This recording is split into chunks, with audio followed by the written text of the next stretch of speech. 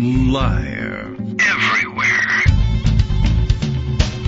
On netrootsradio.com.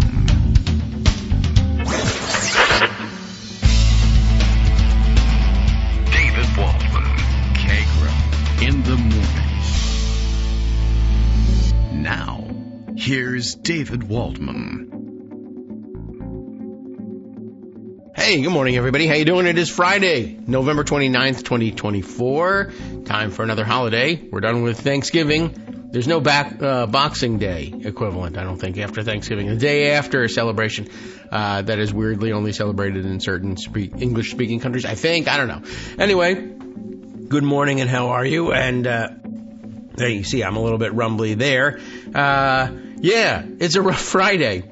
But, gosh, there's so much to talk about, and there's so much food, and so much pie. And are you eating pie for breakfast? Many people do that on the day after Thanksgiving, and for the week following as well. We have 1,000 pies, 1,001, thanks to our neighbors who very kindly brought one by yesterday, adding to our total. It was very nice of them. And I don't know when the hell I'm going to be able to go ahead and eat that thing. I guess I'm going to have to start thinking about how I can cut them up and freeze them. So if you've got any pie freezing advice, let us know here, and we'll read it on the air. I don't know. Maybe. Why not? A good kitchen help is good today. And it's hard to find, as the old saying goes. Stories about how the country is, I don't know, either collapsing or everything might be okay because he's totally incompetent, et cetera, et cetera. And I mean Trump. Are the order of the day, but also, you know, it might be cleaning and eating leftovers, maybe going to the movies. I don't know. That has somehow become something of a big tradition for a lot of people. For us, for a while, I guess, I don't know. For a while, they were putting out all those Hunger Games movies, and for some reason, they were scheduling them. I guess it's good for sales around Thanksgiving release, and we used to go all the time. And I, to this day, know only certain parts of the Hunger Games overall story, although now I've seen them on television so many times that I have filled in the blanks. But my tradition, of course, was to go to one of these theaters with the super comfy seats and fall asleep directly, and to the wafting scent of popcorn. And there's no better, higher quality sleep as far as I'm concerned. But anyway, I'm all caught up now, and then they stopped making Hunger Games movies, and then they started again, except like Star Wars, they were prequels, and it didn't make any sense, and it seemed forced. Do you mind my saying so? Okay. Well, at any rate, here's what's really forced. We are forced to live in the same world with Donald Trump and watch and wait as we move towards his, I guess, we'll be inaugurating him one more time, despite the fact that the 14th Amendment would seem to preclude his service, and I suppose you could make one more or two more or 10 more such appeals, but for whatever reason, we've decided that that's an unenforceable thing now, unless you yourself write a tag that says, if found, please return to general population because I am ineligible as a insurrectionist, and wear it around your neck. There's apparently no way to make it apply. Anyway, let's start out. Let's get over to the raft of stories that we have waiting for you. First thing I guess I'll throw in there, just seconds before coming on the air, I happened to notice that, that I was not on the air, that we are online streaming, and there's no air. But at any rate, the other thing I noticed was Paul Krugman on Blue Sky discussing the conversation. We should expand a little bit more. The conversation between the President of Mexico, President Claudia Sheinbaum, and our own president-elect, I guess, again, Donald Trump. And we've been talking about it for, the past couple of days, that he's threatening the tariffs and, of course, connecting the tariffs policy-wise to things that have nothing to do or very little to do with trade. But he's just, generally using it as a weapon. People make a lot of money, and then when they make a lot of money and you try to take away that money, that makes them pay attention to what you're doing. And that's what makes it great policy. All right. Well, anyway, there's a little bit of, a little bit of Kennedy thrown in there at the end of policy. Where did that come from? Anyway, the point is that he announced that he would maybe kind of, sort of, I guess you would say, be imposing these tariffs on Canada and Mexico. Canada didn't make a great deal of sense. Mexico really didn't make a great deal of sense. But he said that, and then at 25%, and China at 10%, which I can only assume, is because he likes it when President Xi compliments his beautiful chocolate cake at Mar-a-Lago, which he may never have done. It was Donald Trump complimenting the beautiful chocolate cake, his own cake. And anyway, it may be that he knows that if he were to tax them at 25%, one, it might collapse the American economy. Two, it might somehow, it would probably prompt more retaliatory and more devastating retaliatory tariffs somehow by the Chinese. And that, I don't know. I don't know whether he really thought that the Canadians and Mexicans would just swallow it and live with them. But I guess that's not the case. Anyway, Paul Krugman was and still is on to pretty much the same thing we got into yesterday, realizing, this might have been more like about leveling a threat, whether it was credible or not, having the Mexican president say, there's not much we can do here, but if they play their cards right and just say, yeah, sure, whatever you want, buddy, then Trump will say, okay, then we don't really need to do the tariff, and then we don't have the terrible, devastating economic effects, and he can, I guess, walk into office saying, look, I haven't collapsed the economy even before I became president, aren't I great?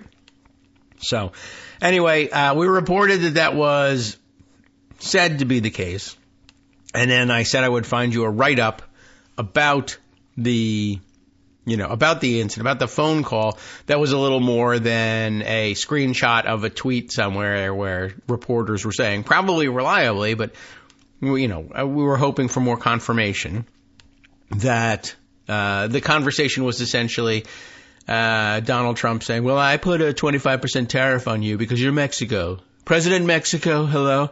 I just wanted to say that we are going to be putting a very, very strongly tariff on you and your many, many good but hurtful Mexican jumping bean filled imports into our country. You know how it is. And anyway, so he'd been making this threat, and President Sheinbaum would say, well, why are you doing this? Well, it's because of all of the illegal immigration into our country, our great country. You're poisoning the blood of our great country. And also, what was the other thing? Oh, yes, right. Fentanyl. All the drugs, all the fentanyl that you're bringing into our country, which has to stop because, it's bad and all, I'm sure. But I do remember, fentanyl just really raises my eyebrows every time, not only because I'm just not sure I'm not sure what the hell it is. And B, I just remember the initial craze where they were like, if the cops even hear that there's fentanyl being imported into this country, they die. They just drop dead. Only cops. And gosh, it's the most dangerous job in the world, and how dare you. Right. Anyway, so President Sheinbaum essentially figures out, and it's not hard, I guess, that if Trump says it's because of immigration and drugs, and I'm not going to raise these tariffs, I'm not going to get rid of these tariffs against you and your horrible, horrible things that you send to this country until you solve the problem of illegal immigration and drugs.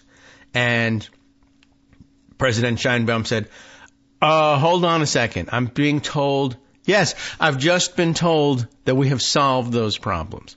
Oh, well, then, in that case, I don't want to be, I don't want to spoil the party. I don't want to be the one. I understand that there's some very devastating economic, they say economic, I'm not really sure. So it's a new term I've heard, economic. Anyway, this economic problem, we'll make that go away. You just made the drug and immigration problem go away. I'll make the tariff problem go away. So as it turns out, there were two very different readouts of what happened in this phone call. So one, CBS News covered this. Trump, Mexican president give differing reviews of, quote, wonderful conversation on border and illegal immigration. Who's written this thing? Where's the byline? They're hiding it from me. Is it unbylined? Just CBS News? Maybe. Okay. Well, it's datelined anyway. West Palm Beach, Florida. Pervalago, I guess. President-elect Donald Trump declared a win. What do you know? That was the biggest issue in all of this. Not only that he would get the Mexican president to say, done, we fixed immigration, but then he would jump out and say, not only did they do that, I forced them to do that. That's a win because of my big threat. Anyway, so he's declared a win on stopping illegal immigration. So it's over. Hooray. Biden, you did it. Through Mexico on Wednesday, but only on Wednesday. On Thursday, they can start immigrating again. After talking with that country's leader, but Mexican President Claudia Sheinbaum suggested Mexico was already doing its part and had no interest in closing its borders. So everybody sees what they want to see in this conversation. The two spoke just days after Trump threatened to impose sweeping new tariffs on Canada and Mexico as part of his effort to crack down on illegal immigration and drugs, a threat that drew prompt and terse response from Sheinbaum, who said any U.S. tariffs would be met with reciprocal measures from her government, stressing there is no subordination here. Sheinbaum on Thursday said she did not discuss tariffs in the call with Trump. Oh, okay.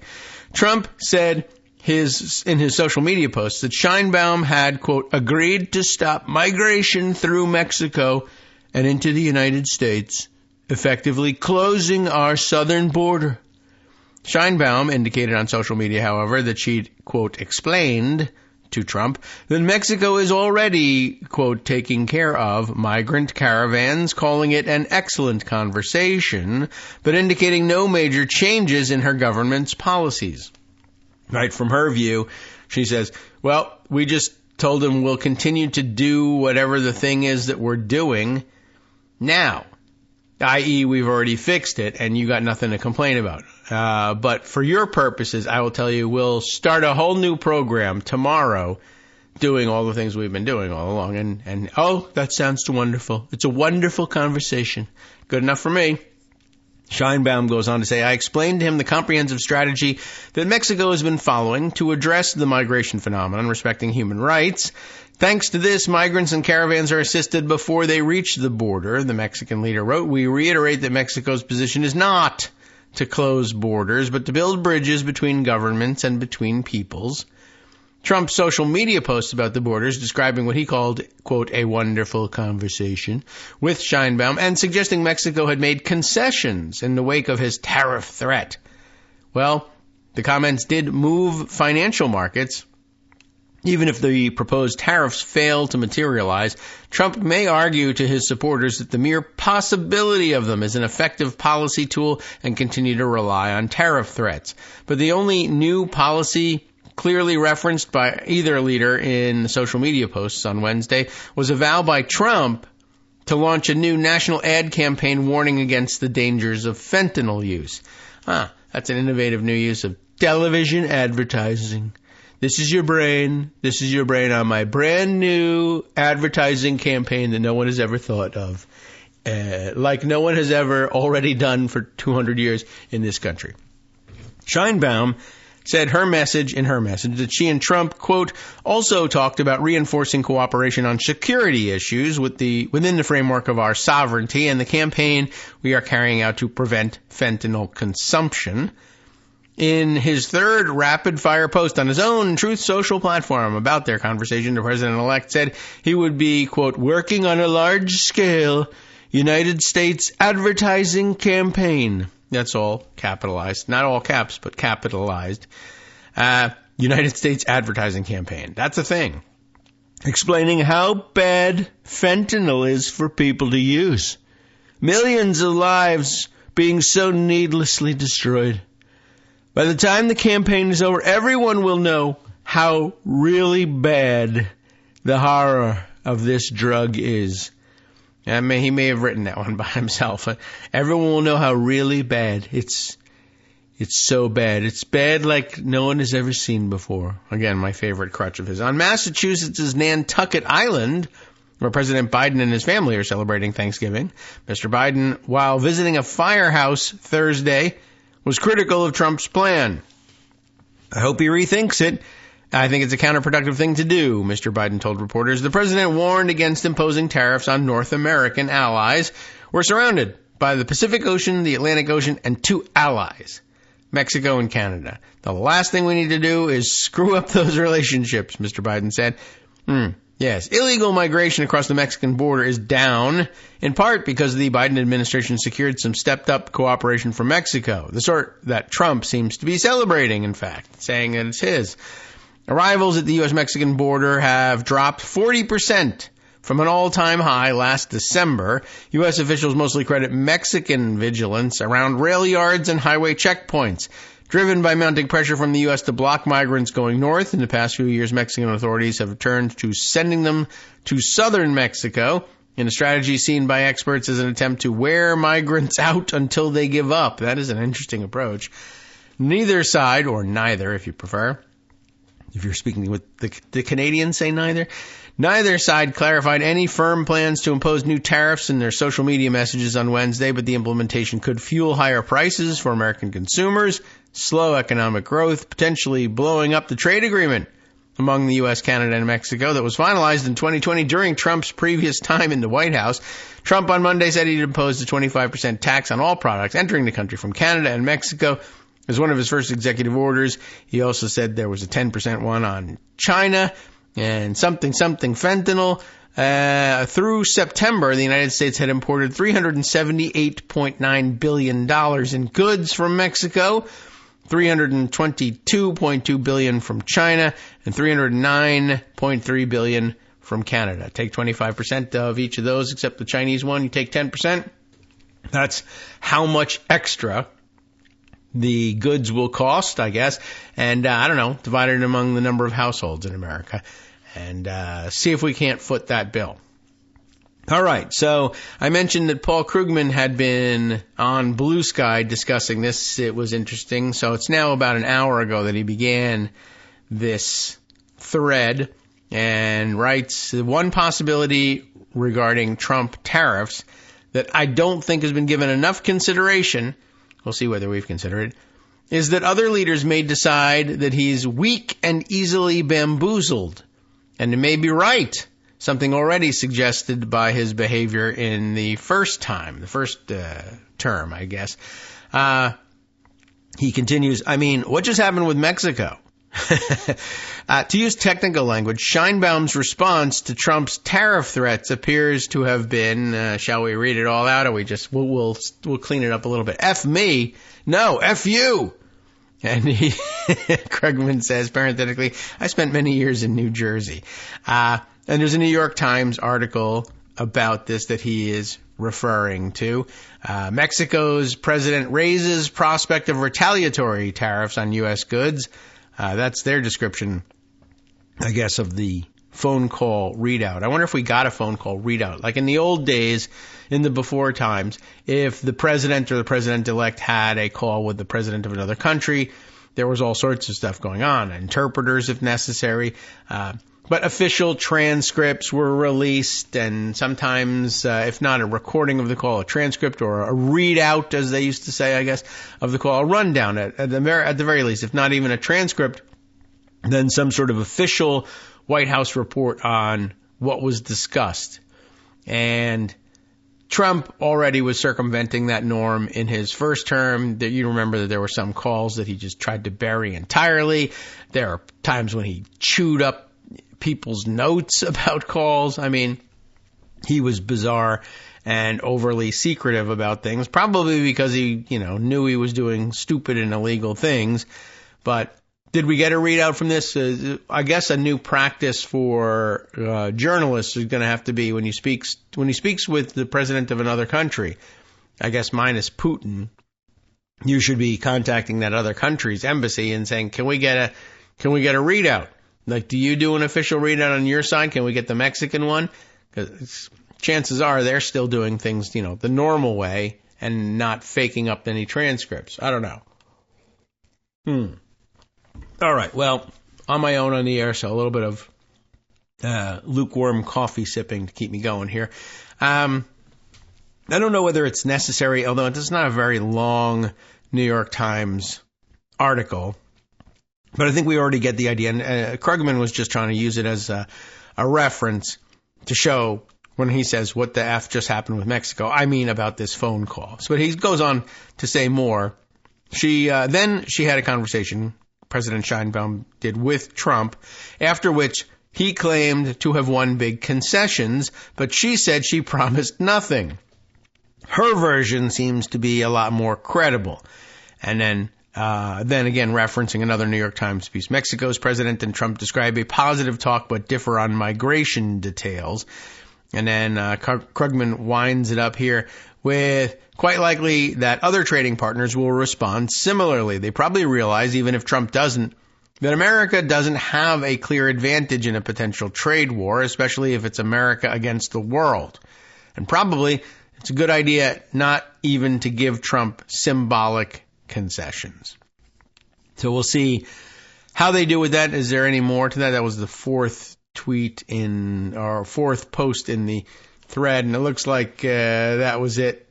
So no more forthcoming, but an interesting, slightly different interpretation to what went on to say, yeah, well, not only was the tariff threat perhaps just on paper or just meant to do some saber rattling and then ask for a promise from one or the other or both of these countries or all three of these countries, and then pretend he got it and then not impose the tariffs because he knows they'd be ruinous. It could be just that, but reading a little further into it as Krugman does, I think that's worth considering, right? Other world leaders just saying, oh yeah, if you get into a fight with Trump, just promise him that you'll magically fix the thing he's worried about, and then he'll say, oh, okay, good, I got it done. It's a strategy, and I guess we got to be looking out for it from here on. And not that we can do anything about it. That's the guy, allegedly, that we have elected president. So let's see. Many other things happening, of course, and I'm going to have to do some prioritizing here on this. But I've got this piece here. Maybe we'll start this. This will probably carry us to the break, perhaps beyond. Is it David Farenthold? Yes, he's one of the names on the byline, along with Alan Rappaport, Theodore Schleifer, and Annie Carney over at, the New York Times, with this interesting bit of news analysis. Musk's slashing of the federal budget faces big hurdles. Yeah. Some, I guess, maybe reality-based reporting on his, semi-stupid or perhaps thoroughly stupid idea of a quote-unquote department of government efficiency and what legal hurdles stand in the way, if legal hurdles mean anything anymore. And I think they will for the time being. Certainly, there'll be a lot of delay involved in all of this. The so-called Department of Government Efficiency with Elon Musk as co-leader, reads our subheader, has advantages that past budget cutters did not. I don't care what the law says. But laws and court challenges can still make change slow and difficult. So, these are frenzied times for the nascent Department of Government Efficiency. Oh, that reminds me, we should probably jump back in and look at what Matt Glassman was saying. We got about halfway, probably, through his article of what I thought were very good and very subtle points about the nuances of the battles that will be going on back and forth, intra-party battles in the Republican Party as between the Congress with the bare majority of Republicans and a president who insists that even though he won a bare majority of the vote or a plurality of the vote in a squeaker of an election, demands that everybody regard this as a landslide and a mandate. Anyway, we'll get back to that. But first, here, this piece, Frenzied Times for the supposed Department of Government Efficiency in Silicon Valley, where Elon Musk is not, because he's spending all his time at Pervalago Sex Dungeon. Tech leaders are eagerly seeking positions or introductions to the department, even though for now it is not an actual part of government, but a loose grouping that Elon Musk named after an internet meme. On his social media platform, they tell you what the name is, Mr. Musk posted a Godfather-style photo of himself as the Doge Father, asking government employees, "What did you get done this week?" He's so efficient. In Washington, a House subcommittee has been announced to help push through President-elect Donald Trump's vision, announced on November 12th, for a department that would slash the $6.7 billion federal budget. It's not a subcommittee of the Budget Committee for some strange reason, but rather a subcommittee of the Government Oversight Committee, so that Murdery Trader Green can sit around and say she's having something to do with this stuff. Members of Congress, even Democratic ones, have been offering up ideas for where to cut what Mr. Musk said could be $2 trillion out of the budget. Except that's nearly the size of the budget. It's going to be very easy. It is, she says. Who says this? Elon Musk's mother, May Musk, who told Fox News on Tuesday after she sat in on some of her son's meetings, because why not? Mr. Musk will lead the department, which isn't a department, along with Vivek Ramaswamy, a former Republican presidential candidate, as you know. The coming months will show if her prediction proves right. We'll see about how easy it is to cut $2 trillion from the budget. When Mr. Trump takes office, Mr. Musk's group will, maybe, face a daunting reality, if it faces any kind of reality at all. An entire apparatus has developed over the centuries that allow the government to keep marching on in the face of economic shocks, wartime hardships, or, as in this case, political vows to diminish its size and spending. Any effort to slash the federal government and its 2.3 million civilian workers will likely face resistance in Congress and lawsuits from activist groups and delays mandated by federal rules. Unlike in his businesses, Mr. Musk will not be the sole decider, but will have to build consensus among legislators, executive branch staffers, his co-leaders, and Mr. Trump himself. Hi, I'm Scott Anderson, the guy that writes the daily summary for this show, Kagro in the Morning. Thank you to everyone that supports this show. Many of you send donations through PayPal, Patreon, Square Cash, Radio Public, and so on. Some of you write your own essays and send them in, or read articles with your own commentary. We appreciate it. Now, some of you are listening to this and thinking, I'd like to help, but isn't there something I could do that wouldn't require money or effort? Why, yes, there is. You can just like us. On Daily Kos, they call it the recommend button. YouTube has a thumbs up. There are hearts and likes and love buttons. Tap our love button. Tap our love button every day. Share our shows and summaries on Facebook and Twitter, YouTube and iTunes, Stitcher and Amazon. Most of these places allow you to write a review, so a sentence or two would be great. Recommend us to social media, or tell your friends to listen to the show. You aren't just helping us, you're helping them find their new favorite thing to listen to. You could change the world. So thank you in advance from me and everybody else in the world. All right, welcome back now to the Kagro in the Morning Show here on Netroots Radio. Let's continue reading through this New York Times explainer of sorts of the different sorts of sources of friction, I guess, that may slow down the rushed work of Elon Musk, if it's work at all, and if he's really even rushing towards it. I don't know. He seems to be jumping to conclusions, and I don't know, maybe even writing checks that the Federal Reserve can't cash. He's got that ability. Anyway, when Mr. Trump takes office, the Musk will face this daunting reality, right? An entire apparatus basically dedicated to keeping the government running against all odds. And that it ought to be remembered that getting to yes on some of this stuff ordinarily means that Musk, unlike in his companies, will not be the sole decider, will have instead to build consensus among legislators, executive branch staffers, his co-leader, and Mr. Trump himself. And federal rules ostensibly, anyway, prevent Mr. Musk and Ramaswamy from making decisions in private, unlike how many matters are handled in the business world. But they actually do include the word ostensibly there. That wasn't my addition.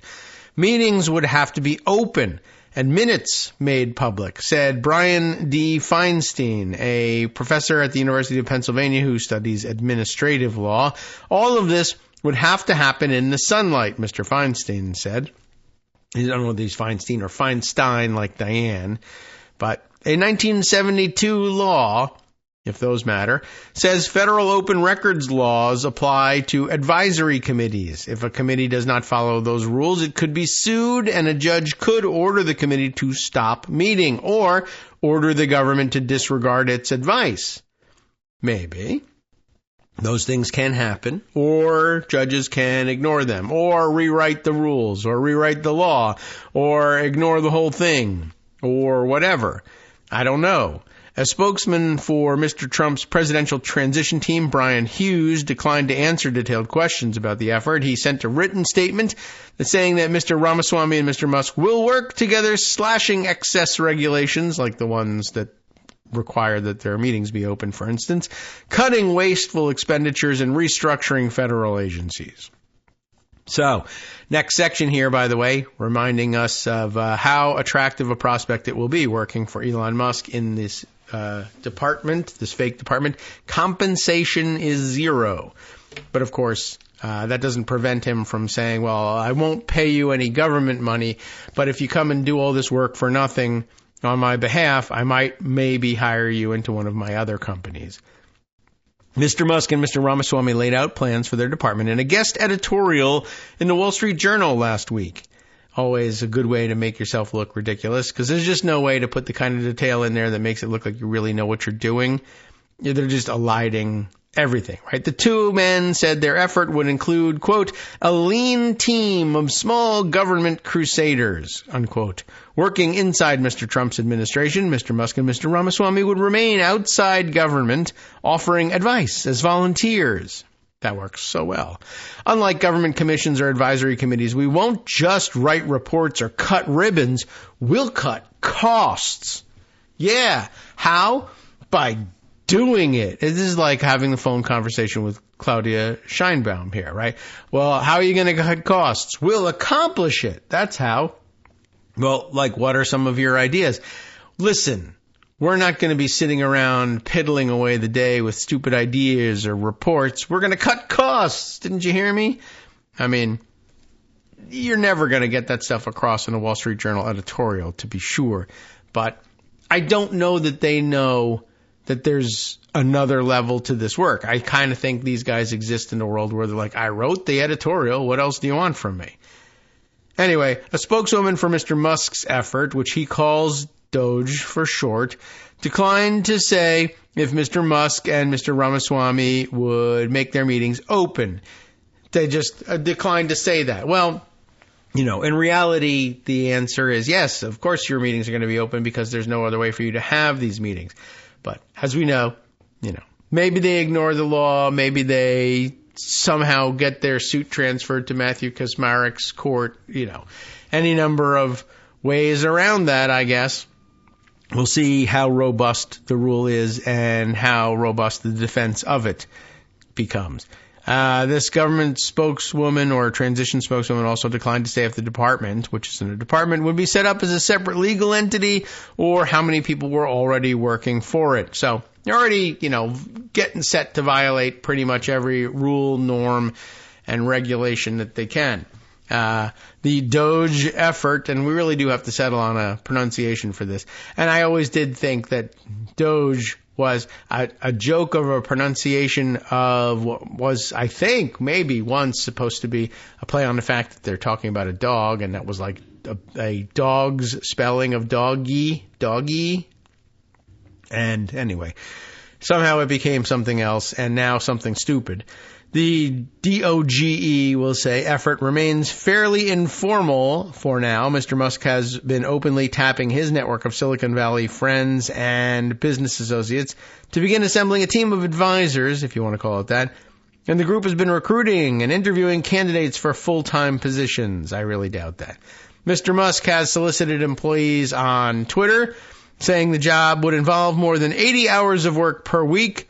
Quote, this will be tedious work, make lots of enemies, and compensation is zero, he wrote, knowing it wasn't an attractive prospect. The spokeswoman for the effort did not answer questions about how many staff members the group has now and who, if anyone, is paying them. In their op-ed Musk and Ramaswamy also said that in slashing regulations, they would rely on a pair of recent Supreme Court decisions that limited federal agencies' power to issue rules. They plan to compile a list of regulations that they believed stemmed from agencies having exceeded their legal authority.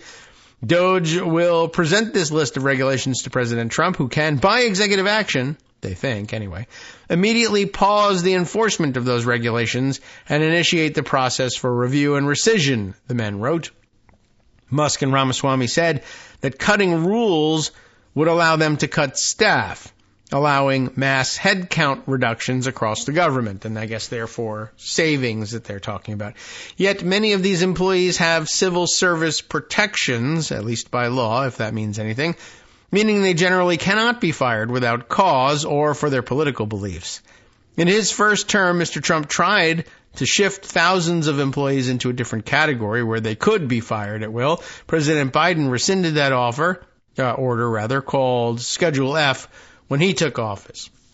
And they leave it there in that section, which I think is a mistake because, of course, executive orders being what they are, it can just be reissued. Right. So the fact that President Biden rescinded it doesn't do anything, permanent or anything. They can just come by and issue the same or slightly modified Schedule F executive order and rescind the rescission.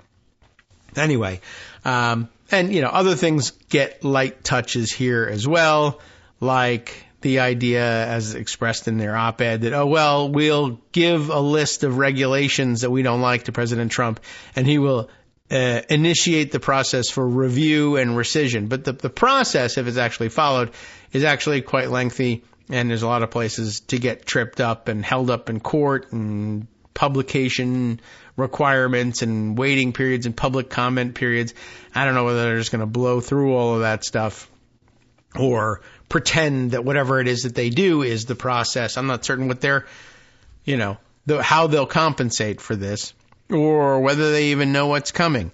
And I think it's left out entirely, although now it looks like, maybe this next section titled Ripe for Legal Challenges is where they'll handle the sort of, short shrift that they give to considering those Supreme Court decisions. Again, the op-ed says that in slashing regulations, they would rely on a pair of Supreme Court decisions that limited the federal agency's power to issue rules.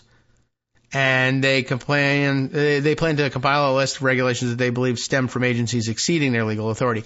But it's not clear that these decisions that they're leaning on have anything to do with retroactively reconsidering rules and regulations issued by various governmental or quasi-governmental bodies that they feel are overreaches. This is more like, new rules can't be promulgated this way because of these decisions, but it's not clear that you can overturn bodies of rules and regulations that the government has been operating on and everybody else has been relying on as valid for decades with a gesture towards the ruling in the case and saying, obviously, this applies across the board. And these guys are the masters of saying nothing applies across the board and suing in each particular instance for exemption somehow from, whatever the law is. So the idea that they can just hand wave at departments they don't like and say regulations that they promulgated in the 1940s are now illegal, so get rid of them. It's not clear that it's going to work that way.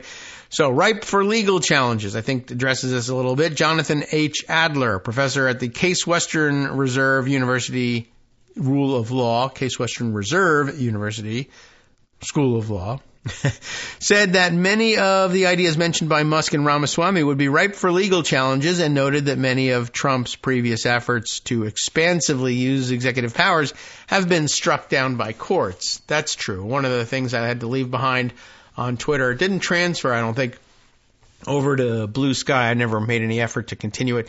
But during the Trump administration in particular, that I forget what was the catchphrase that I attached to it, but basically every time one of his stupid ideas that he announced, I'm definitely going to just go ahead and do this thing, was defeated in court. I had listed it in a long thread with the comment, something along the lines of, I'm very good at getting stuff done or whatever. I forget what the language was that I used. But over the course of 4 years, he was just getting defeated in court every time on almost everything that he was proposing. And it was really rather comical to see how often he was defeated in court. But now, of course, he's replaced a lot of the judges that defeated him with people who are just don't care whether or not there's any internal logic to their decisions. So we'll see what happens. But it is an important thing to keep in mind. There's still a lot of judges out there he did not appoint. Mr. Trump's advisors have suggested that the Supreme Court's ruling in the landmark case involving Chevron, and as I recall, it wasn't, the case involved Chevron, or, the case involved Chevron deference. That is to say, a precedent that grew out of a case that did, in fact, involve Chevron. But maybe that's just a weird phrasing here. But I think we all know what they're talking about. Mr. Trump's advisors have suggested that the Supreme Court's ruling in a landmark case involving Chevron earlier this year will make it easier for the executive branch to nullify rules and regulations that appear to go beyond the legislative intent of laws. However, Mr. Adler noted that the ruling actually means that agencies should not be able to make such determinations, suggesting that it would require litigation and court rulings to quash the regulations. Right? If these government entities don't have the legal authority to make decisions implementing new regulations, they may not have the authority to rescind those regulations either. This might have to be, because it's such a major decisions doctrine, it might require legislative action, it might require judicial action. But if the agencies don't have the authority to make the initial decision, they also don't have the authority to rescind the initial decision, and they don't seem to have accounted for that in their thinking. Ignoring or eliminating rules without following the proper procedures is also likely to trigger lawsuits from those that benefit from the status quo. There's litigation risk that they're not adequately accounting for, Mr. Adler said, adding that the Trump administration would have to be extremely strategic if it tries to take legally creative steps to rescind regulations or shrink agencies. Law firms have already been bracing clients for legal fights. In a briefing this week, lawyers from Pillsbury, Winthrop, Shaw, Pittman said that companies need to start warning members of Congress and the Trump administration about the potential fallout if government contracts are cut and if certain payments or benefits stop flowing as part of an efficiency effort. While the Republican-controlled Congress will very likely work in lockstep with the Trump White House, it is equally likely that Republican members of Congress will be uncomfortable with delayed payments and spending cuts to programs favored by constituents, they wrote. In particular, government contractors are likely to push back against proposals from DOJ leaders to temporarily suspend payments to contractors while large-scale audits are conducted. Yes, that will shut down a certain segment of the economy. Robert J., what are we looking at here? Kovacev, maybe. Kovacev, a lawyer at Miller and Chevalier, who specializes in tax disputes with the federal government, said that the Trump administration's ambitions were reminiscent of efforts by the Reagan administration to roll back regulations in the 1980s. At that time, President Reagan issued an executive order to freeze regulations that were in process and establish a task force to review regulatory burdens more broadly, but it fell short of its ambitious goals. But Mr. Musk's team has advantages that Reagan's allies did not: a Republican-controlled Congress and a 6-3 conservative majority on the Supreme Court. That's not nothing. I think what DOJ will bring to the table is a focus on identifying regulations that push the envelope and expanded regulatory power too far, said Mr. Kovacev. Still, Mr. Kovacev said, the process of rescission, formally removing a rule from the books, can take years because it requires the government to solicit and respond to public comment. If it does hit legal obstacles, Mr. Musk's group could borrow from another approach Trump used during his first term, disruption. For example, after the Department of Agriculture's Economic Research Service unit published research that showed some tax cuts proposed by Trump would flow mainly to rich farmers, the Trump administration relocated that team from Washington to Kansas City. Because many of the staff members did not want to move halfway across the country, the move caused the unit to shrink in size and become less productive, according to a 2022 Government Accountability Office report. That is one way of doing it. Just overriding them is another. Faking your statistics, drawing a different chart with a Sharpie, whatever it takes. And, of course, there's always we got to have it. This process can take years because it requires the government to solicit and respond to public comment. But if you also say, I'll also be arresting or giving the Proud Boys the addresses of everybody who makes negative public comments, that might foreshorten the process as well. Protected status is the next section. The success of gutting the budget might also be determined by whether Congress and even the president have enough resolve, especially when it comes to certain programs and departments. Some of the largest parts of the budget have gone to causes Trump has vowed to protect, though he was possibly lying, such as Medicare, Social Security, and the military. Those sectors also likely have strong support in Congress. Capitol Hill has always been the place where ambitious efforts to slash the budget, from one started by Theodore Roosevelt to the commission under Reagan, run by industrialist J. Peter Grace, have run aground. Members of Congress have been reluctant to cut even small programs that they think help their constituents, and the law says presidents must spend all the money that Congress allocates.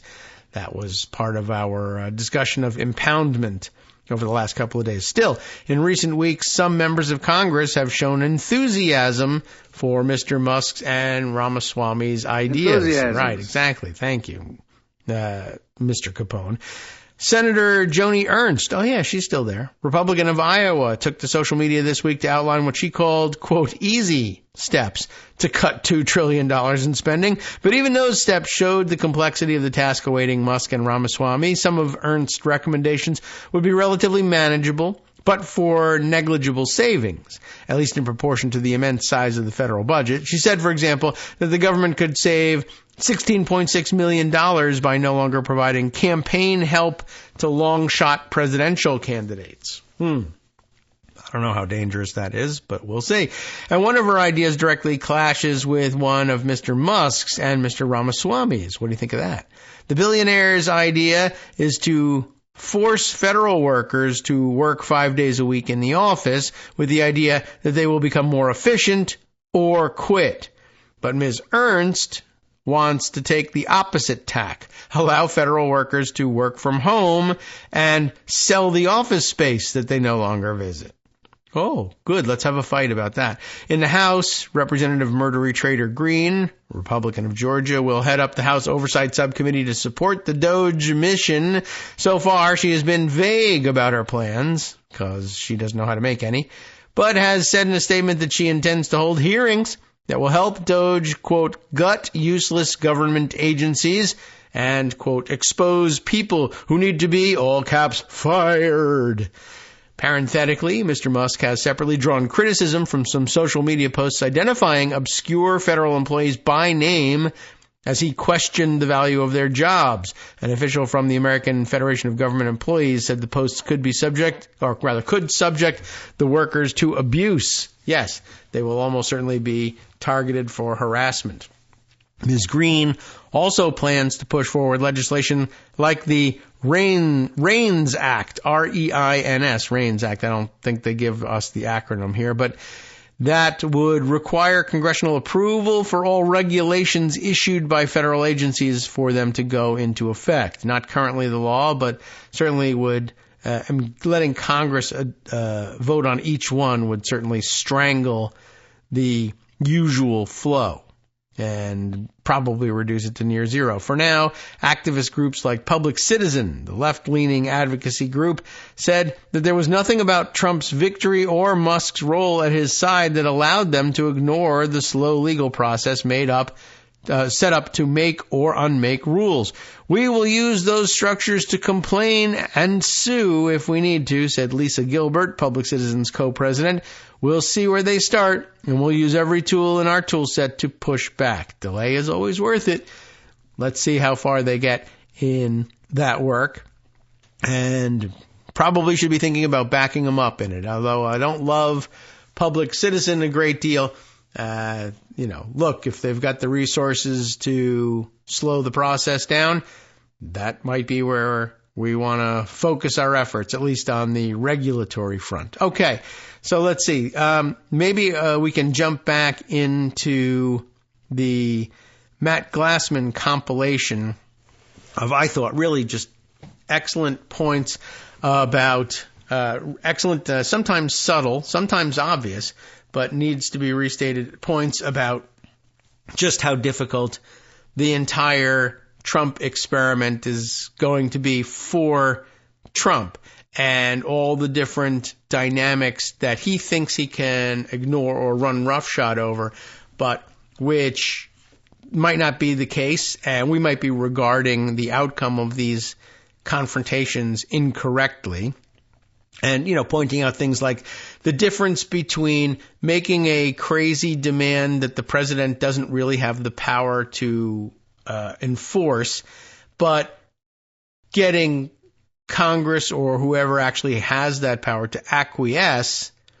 That's a thing that you can do and something you can arrange for or force in certain ways, but it doesn't necessarily mean it will always happen, though from the public perspective it looks like the president demands and the Congress acquiesces, and that's the way Trump has come to understand the dynamics between the branches. And while it's sometimes the case that they do acquiesce, it's not the case that they are required to. That's not the way things actually work. So I guess we read through, probably about, at least to about point 15 or so yesterday, where we were saying it started to get really esoteric, right? Noting, as he did, that Trump's theory of the presidency feels, as he says, a lot like 16th or 17th century England. Not necessarily a familiar feeling to us as lay people, but pointing out that this was where unlimited royal power was weakly constrained by Parliament, and impoundment ideas that Trump has fits directly into this vision. This was a good history lesson, I thought. In fact, the very idea of appropriations was developing during this period of English history. This is a bit of a reminder here. Prior to the English Civil War, Parliament generally granted the king supply. He'll give you a supply of money, and then you divide it up the way you see fit. You do the appropriating. That was basically lump sums of money or tax authority that the monarchy could use as it saw fit or decide not to use. The development of the limitations on how that money could be spent, limitations on time, purpose, and amount, were the essence of the new term appropriation, and a new conception of parliamentary control over government expenditures. Impoundment, point 16 says, largely reduces appropriations down to the old concept of supply. If the president has a constitutional right to impound appropriations, Congress will be left with something that looks a lot more like the old supply power, a mere negative right to withhold money requested from the executive branch. The power of the purse is the last and strongest power of Congress. The ability to appropriate will be greatly diminished, as the executive will have discretion to ignore any monies that it doesn't want spent, and the president will be able to leverage that reality to bargain for appropriations that Congress would not otherwise want to provide. How does Congress ever negotiate on spending if the president has a post-enactment veto over all of it? Then a book recommendation, I think, right? All this better explained, both the mechanics and the English history, by Josh Chaffetz. Follow him on Twitter and Blue Sky. I particularly recommend his wonderful book, Congress's Constitution. Now, I think this is where we began to wind it up for the day. Point 18 here. I'd really love to have read over all the other very good points. If you missed yesterday's show, I strongly recommend taking a look at Matt Glassman's Substack post. What's the title we're reading here? Energy in the Executive, ?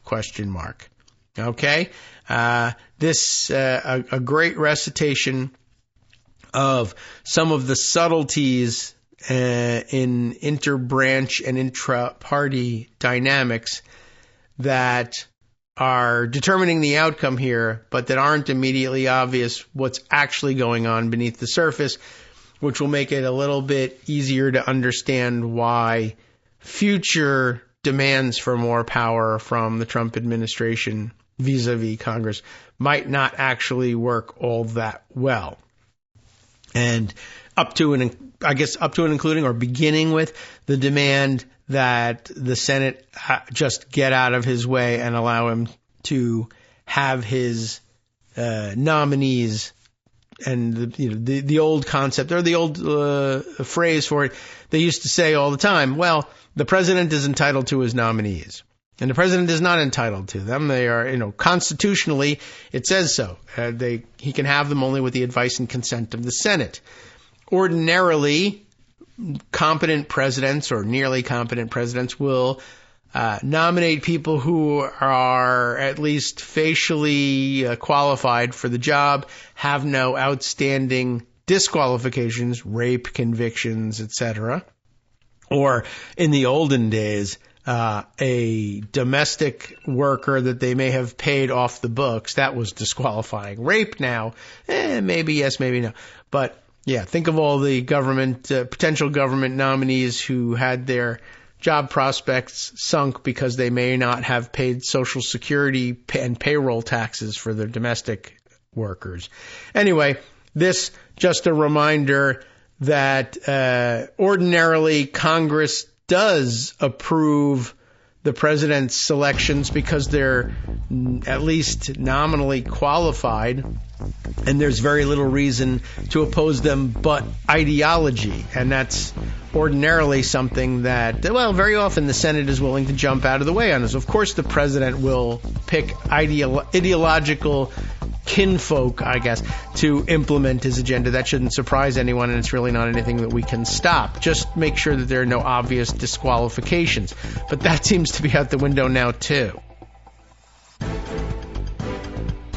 All right, welcome back now to the Kagro in the Morning Show, right here on Netroots Radio, of course. We're a little bit late in getting back. I was just opening up things that I wanted to put aside and talk about a little bit if we get the chance. But let's read on in energy in the executive here.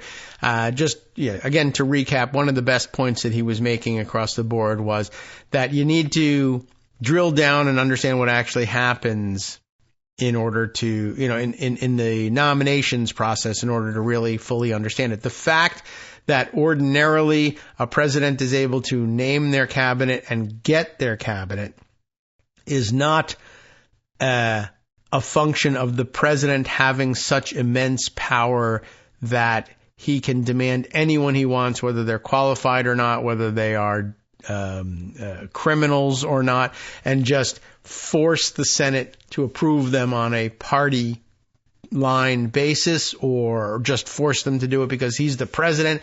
But that's the way Trump has come to understand what's going on, because he doesn't read any further than the headlines, I guess, is the best analogy to make here, because I don't think he reads headlines either, but certainly no further than the headlines.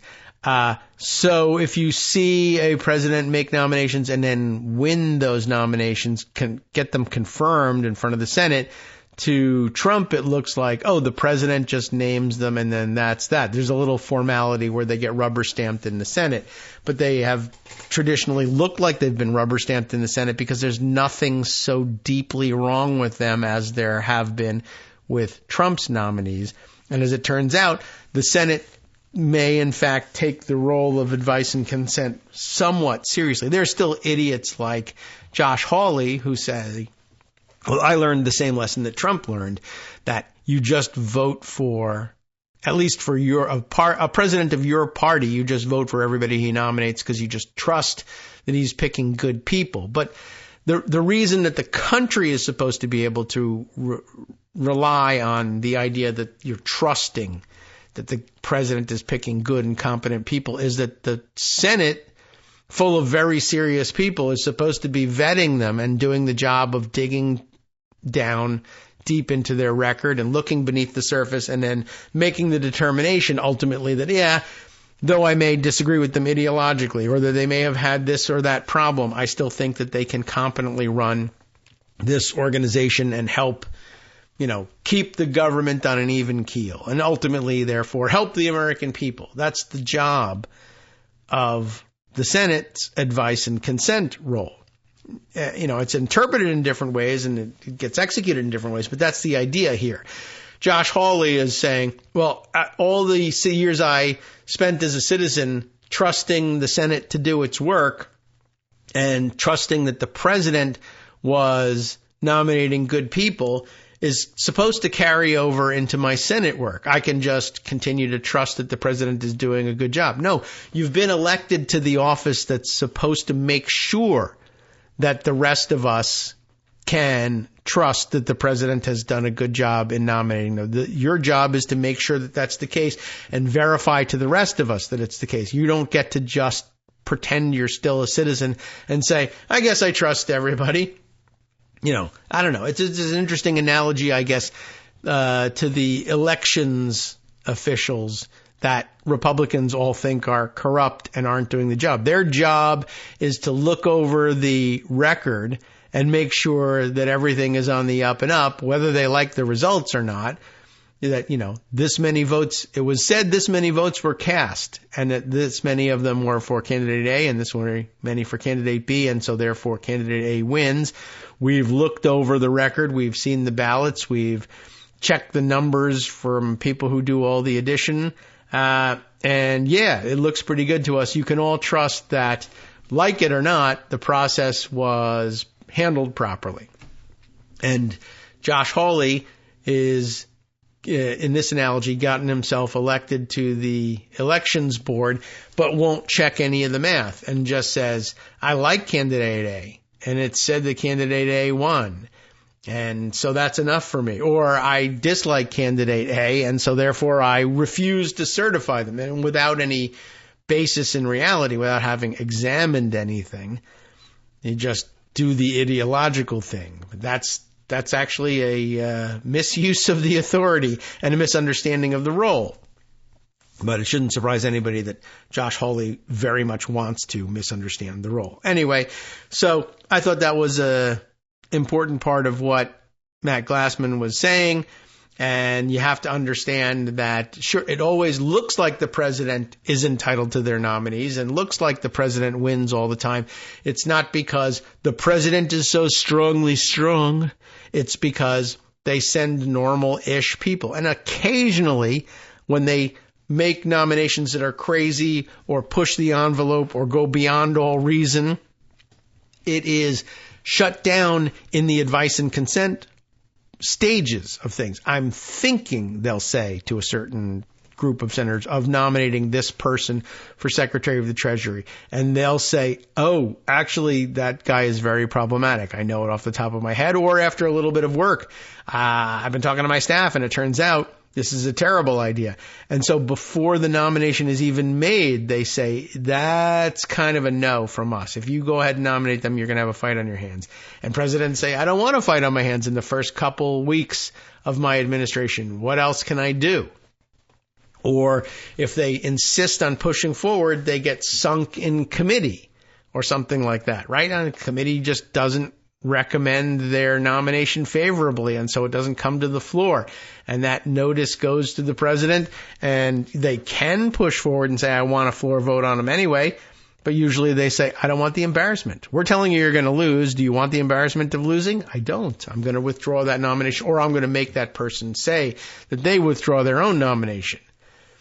And so the real troublesome people are weeded out in ways that will never make the headline and catch the notice of people like Donald Trump and probably Josh Hawley, who probably knows better, but just fakes it anyway. But Trump probably does not. But he comes away with the impression that the president is entitled to his nominees means the president can do whatever the F he wants with respect to nominees. And just that's an inappropriate description of what actually happens.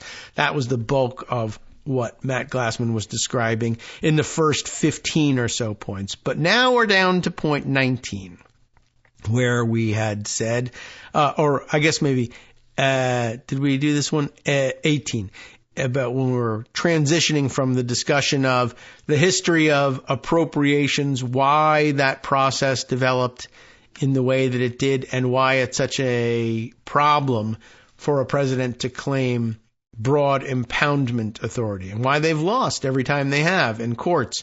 When the courts are busy interpreting things from the standpoint of, well, we did this differently from England because it was a fundamental difference over which we declared independence from England. Maybe we should preserve it. Point 18 here, in the wider view, an executive assault on impoundment control is just another escalation in an ongoing battle over the appropriations power. Presidents have routinely used their inherent discretion under law to stretch the statutory authority granted to them by Congress, but the last 3 presidents have really taken it to 11, that is, this one goes to 11, right, on the appropriations front. Obama tried to spend funds for the Affordable Care Act that Congress specifically refused to appropriate. Trump found a clever / underhanded way to steer military funding to his border wall, which Congress has specifically declined to fund. And Biden put in place a $500 billion student loan repayment program that had no chance of passing Congress. None of this is good, but impoundment is worse. Number 19 here, I'll confess, I really have no idea what people mean when they say they want to eliminate the Department of Education. I know it's a big jump. It's starting to sound like a Larry King column, but it's all a collection of thoughts that hang together in one way or another. Actually, cut all of the programs they run? Is that what they mean? Most of the money is student loans and grants to state and local public schools. Do they want to eliminate the department and rearrange the programs into other departments of the federal government? They want to keep the money flowing, but just make it block grants to the states? I can't get a straight answer from anybody on this one. It's a good question, and I think also stems from the misunderstanding that we've been noting over the past couple of days and years, really, about Trump and what he thinks. Keeps, like we said a couple times, nominating oil and gas industry executives to head the Department of Energy, despite the fact that it is nuclear energy chiefly that they're talking about. Oh, well, there's lots of waste, fraud, and abuse in education. We know this because why? Because there's, as Rosalind McGregor was reminding us yesterday, an enormous right-wing Christian nationalist movement out to use the guise of education reform as a method of reinstating school segregation or subsidizing the private education in private institutions of wealthier students who want to be able to get that done for free the way other people get their public education for free, whatever it may be. And so along the way they say, well, why don't we get rid of the Department of Education? Because surely that will be the way to get all the regulations and laws that have been blocking us in court cases that we've been losing along the way will all go away if we eliminate the Department of Education. No, because the Department of Education really has very little to do with any of that. Anyway, number 20 here, DOGE, back to that, is also highlighting, quote, unauthorized programs. And this is mostly nonsense. What does he mean? Musk and company want to make you think that we are paying for things that nobody wants. $516 billion for programs whose authorization previously expired. I guess somebody on his team learned a little bit about appropriations terminology and found that there were occasions when appropriations and authorization process. We've spent some time over the years, but it may be years since we've done it, so maybe newer listeners haven't heard the description of how government funding, the government funding process, the budget process, as we tend to call it, is kind of bifurcated, that the authority is split up in many ways, such that the idea being that no one committee or no group of members of Congress wield too much power vis-a-vis everyone else and outweigh them on everything, that in order to go through the normal budget process, regular order, as they say with the budget process. You begin by having authorizing committees, that is the committees of jurisdiction who oversee the various departments. Say, how much money do you need? Tell us about the budget, how you would like to see your part of the budget be designed. We'll tell you how we would feel about it. And you create new programs or authorize other ones, but that you give authority for $1 million in spending in the next fiscal year for program A, but that's not the end-all, be-all. So not the education committee doesn't get to decide exactly how much money is actually going to be spent and how it is spent in the Department of Education. They say, we authorize you. There's like supply authority in a way. We authorize the following list of programs at the varying levels. We will even get down to how much money you can have for this program or that program. But that doesn't mean the Treasury is ordered to release that money. That just means that's the amount that we authorize to be appropriated later. Then a second set of committees over at the Appropriations Committee, those guys sit down and say, given the authorization of Program A at the level of $1 million, do we want, in fact, to now authorize the release of that $1 million? Do we want to authorize the release of less? Can they try to authorize the release of more? Yes, they can, but internal rules in the budget process make it difficult and a little unlikely that they'll get away with it, in that you're not supposed to appropriate funds that haven't been authorized. That gives rise to a point of order against your appropriation when they consider the appropriations bills later on. So if $1 million is authorized and you appropriate $2 million, someone can stand up and say, I have a point of order against this part of the bill. This is unauthorized spending. So someone in the DOGE camp, I guess, has learned maybe just a little enough about this to be disruptive and dangerous and misunderstand the situation, is what I'm reading here. DOGE highlighted unauthorized programs, and as Matt says, it's mostly nonsense. Musk and company want to make you think that we're paying for things that nobody wants. And I guess the example here is $516 billion for programs whose authorization previously expired. But that's not at all how this works. That's exactly. I didn't need to be interrupted that way, ma'am, but thank you for making the point. That is not how this works. Congress supports programs in two ways. First, they provide authorizations that detail the purpose of a program, the tools available, and any policy directions. These authorizations are often for a limited period of time, and they often expire before Congress has a chance, or sometimes the will, to update them. We authorize a program in the Department of Education, a 5-year program. The program eventually, the authorization expires. Everybody's enjoying the benefits of the program. The program is doing what it needed to do.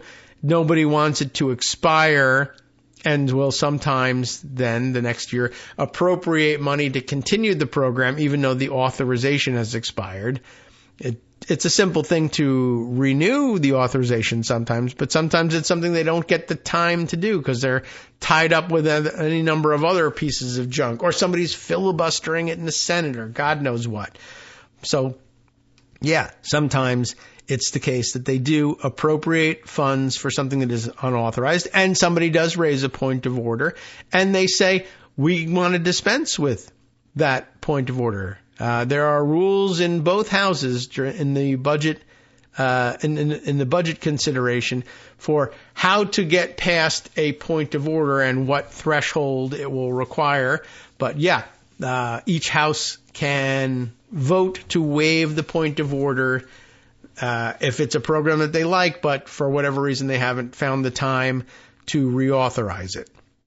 So at any rate, back to what Matt was writing about this. The authorizations are often for a limited period of time. They sometimes expire before Congress has the chance or finds the will to update them. Second, they provide money for those programs, usually on an annual basis. That's the appropriations part. If the authorization lapses, Congress can still provide money for the program, and that annual appropriation is evidence, both legally and politically that Congress wants the program to continue. Point 21 reads, now look, I'm a former appropriations staffer, that reminds us. I wish the authorizing committees in the House and Senate would do their damn jobs and reauthorize the expired programs. It's better for the agencies, it's better for the appropriators, it's better for the public. But the fact that they are lazy does not mean that there are all these programs out there that are just on autopilot funding, wasting money with no one watching them. Though that's the premise of the claim from the Doge people that there's how can we cut so much money? Well, there's $516 billion alone in programs whose authorization has expired. Yes, but that doesn't mean that Congress agrees that that's funding that should be eliminated completely. They, in fact, think the opposite because they keep appropriating money for it. They're voting on, do you want to spend this $516 billion? And voting yes over and over and over again. But Elon Musk says, but they shouldn't be. He's essentially making the big point of order that, well, this is unauthorized spending. Yes, but you're losing the vote to waive the point of order every time, overwhelmingly. Why does Elon Musk get his way on this versus the two houses of Congress both mustering majorities in favor of saying, no, we want to spend this money. It's not authorized in the technical sense, but it is desired by Congress. We voted to say so. So, back to that. The fact that authorizing committees don't get around all the time to reauthorizing their programs doesn't mean that no one wants this money spent. The appropriators are scrubbing the annual budgets and doing oversight already. The committees with jurisdiction over the expired authorizations are still conducting oversight and managing the programs. You can't just look at the total number of dollars in the expired authorizations and say, here's an obvious place to save money. No one cares and it's all being wasted. The single biggest expired authorization out there is Veterans Health. The VA department. Oh, yeah, well, we'll eliminate all unauthorized spending. Get rid of the VA. F you, vets. I mean, it's something they're willing to do, maybe. But, they may have their heads chopped off for it. And let's see, on to point 22 here. A general reminder that in the first 100 days of an administration, not a lot will be passing Congress of major importance. There's this myth dating back to FDR's first term in 1933, that a lot of legislation happens in the first 100 days of a presidency. The term, first 100 days, comes from the pile of anti-depression legislation passed in FDR's first month in office, and it's become something of a measuring stick for all presidents since. But almost nothing gets through Congress in the first 100 days. Not legislation, anyway. Appointments do. And resolutions do, but very little else. Since 1933, the only major laws I can find enacted in the first 100 days are the Obama stimulus in 2009 and the Biden American Rescue Plan in 2021. How's that? That's pretty interesting. No other president. Only the last two Democrats have been able to pass major legislation in the first 100 days. But, of course, they're so ineffectual and we hate them so much, or for some reason. Okay, that's kind of weird. Anyway, those were both responses, of course, to crises. Congress will be working on things in January, February, and March, but the safe bet is that there won't be any policy outcomes until later in the spring or the summer. Good point. Good reminder. Number 23 here. I really like the writing of Gabe Fleischer. Let's see if we can find out who that is. He just graduated from Georgetown, which is how he knows him, I guess. And already feels like a seasoned journalist because he's been writing a politics newsletter for like a decade. Seriously. Here he is writing about the policy agenda for Trump. There's a link here. Might as well take a look at it. Maybe we see where this is being published. WakeUpToPolitics.com, which looks like a Substack to me. Gabe Fleischer. What Trump can and can't do as president. Important, probably worth reading through. So good recommendation here. Gabe Fleischer, Fleischer. And it says, let's see, here he is, another link, doing my favorite of his recurring columns, policy stuff that happened this week while you thought nothing was happening. Okay. Probably a good spot to check in from time to time. Number 24, the real early action will be in the executive branch, where President Trump will have the opportunity, as all presidents do, to reverse some executive orders from the previous administration on day one, or maybe 2 or 3 if he's lazy, and perhaps do some other things, other big executive actions, which might include restructuring the bureaucracy, the so-called Schedule F plan, for instance, or starting a deportation policy, or the concept of the policy, one might say. Although there's an impulse to do things as quickly as possible, even executive orders take time if you want to do them right, which it's not clear that Trump does, but think Muslim travel ban, right? You can write them at the White House without agency input. But that turns into the, are we allowed to say? That turns into the shit show that was the Trump travel ban, which we just mentioned, from January of 2020, I guess. Or was it 2021? For some reason here it says 2027, which, no, unless this is a prediction. Oh my God, Matt Glassman's a time traveler.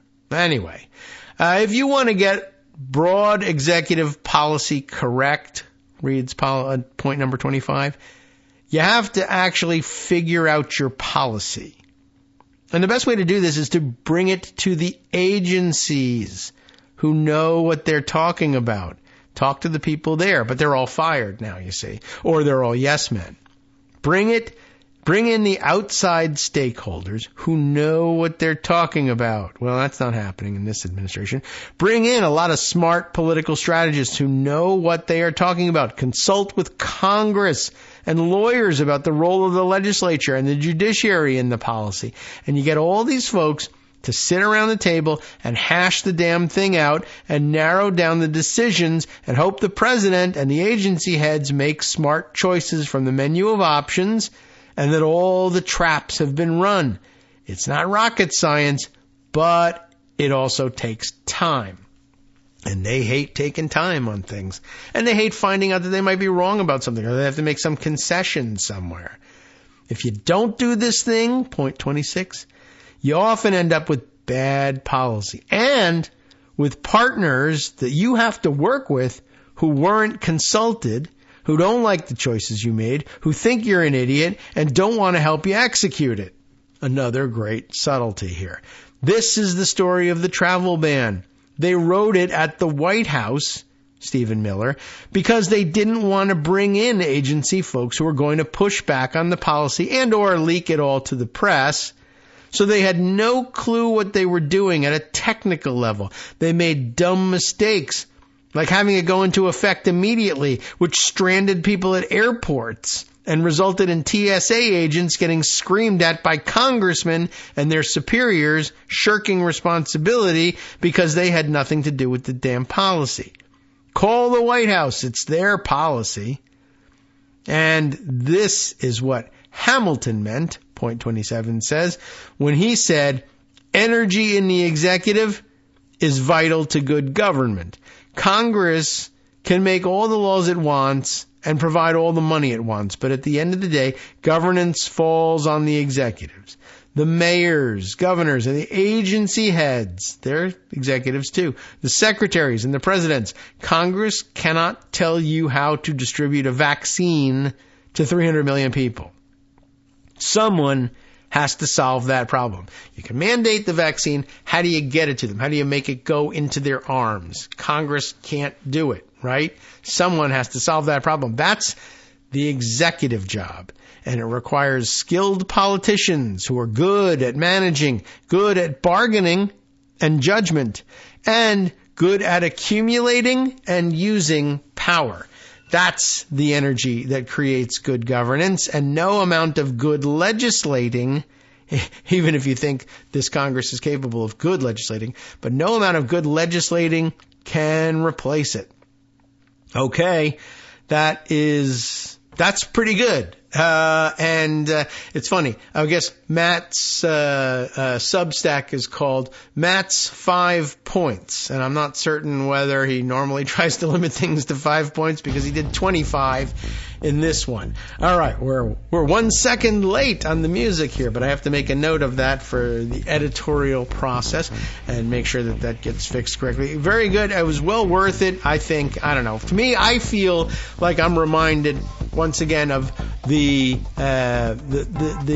stuff that makes government work for real, and both politically and policy wise. I don't know. I don't know whether it's good hope for the future or not.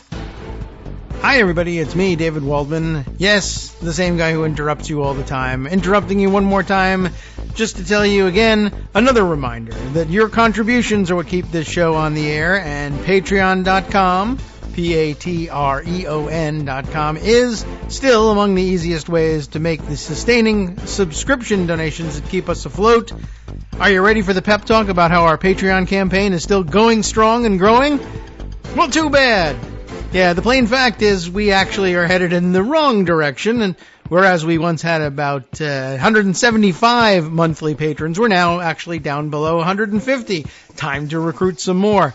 Not exactly the kind of news I wanted to share, but there it is. For those of you in a position to support the show, patreon.com does make it easy to make those secure, recurring monthly contributions to do so. Patreon.com/KagroX gets you straight to our donation page. We've been through a lot together. The worst of the pandemic, we hope. The worst of the insurrection, we hope. So go ahead and treat yourself. You don't need an excuse. Give yourself the gift of a little something you enjoy in life. Support the show. And of course, if you happen to prefer using PayPal or even the Square Cash app, we're up and running on those options too. So thanks again, everyone, for all your support. We couldn't, or at least shouldn't, do it without you. Hope you'll be on board soon too. Thanks for all your support. All right, welcome back now to the Kagro in the Morning Show here on Netroots Radio. One last segment for the holiday week. So in closing the last segment out, what I meant there was I don't know whether this is hope for the future or not. I guess I hadn't fully formed that thought, but I was running out of time. But Matt Glassman's compilation of very good insights and subtleties about how things operate for real as between the people who are necessary to run the government is either, you can't bet everything on it because, I don't know, we just haven't quite figured out yet. We don't have enough evidence to come to any conclusion definitively. We're just going to have to see how this plays out to know how the Trump administration will work. There are lots of terrible worst case scenarios, but the worst case scenarios still rely on an enormous amount of energy and stick-to-itiveness from a group of extraordinarily lazy people, who many of whom might just be in it for the grift. There are certainly some true believers, and I guess like maybe Stephen Miller, and I don't know where to put Steve Bannon. Maybe he's not even a true believer, but Miller and a couple of others who are definitely true believers in the ideology behind whatever it is that is their pet issue. And then there are a number of people who are just like, I just want to leverage this stuff for power or money. And I don't really care. As long as if I'm getting money and getting VIP treatment wherever I go and getting good newspaper headlines that make it seem like I'm a political strongman, I don't really care whether we get this policy objective done. And that's going to weaken their ability to do these things. And it's not entirely clear, with the exception of a handful of Trump judges who are literally dedicated to just whatever they, feel like doing, they're going to do. And it's not entirely clear how loyal they are to Trump himself. This, too, is part of the subtlety, I guess, that Glassman is getting at here. One of the nuances. Matthew Kaczmarek. Is he doing what he's doing because Trump has him over a barrel and whatever Trump, or he just is enthralled by Trump and whatever Trump demands he'll do? Or is it he's an ideological fellow traveler, and so long as what Trump is looking for is gratifying to him politically, and he agrees with it politically, he'll do what Trump wants. I don't know if there's ever any daylight between them, but at the first time that there comes to be daylight between them, does Kaczmarek say, I'm doing what I want, and mostly that's, I want to do what Trump wants, but not this time? Or does he, in fact, knuckle under to Trump and do whatever Trump demands? Trump believes he's got him under his thumb. Kaczmarek may very well genuinely believe, no, he doesn't. It's just that we agree a lot. And if we ever disagree, I'm going my own way. I don't know why he doesn't see this. I keep making it plain. I don't know. We're going to have to wait and see on those things. All right. I got a number of other stories. Not all of, definitely not of all which I can get in there. This really calls for more weekend stuff, but man, I need a rest. One of these days we'll get around to these things. Let's see. All right. Digging further down into Pocket. I guess I've lingered too long on the button here, and instead of getting it to open, it's giving me the option. Does this work on PCs, or is it just a Mac thing? They think I've highlighted a word in the headline rather than clicking on the tile, the button for opening something up in Pocket. And you're going to give me a definition of the word you think I highlighted? Come on. All right. Well, anyway, this is a Rolling Stone piece, which means that I won't be able to read it in its original form, but just to make sure who wrote it. Miles Klee, Aswan Subsang, I think they team up quite a lot. And gosh, they do good work over there at Rolling Stone. And if I just had more money, oh yeah, right. You guys could give me more money. How about that?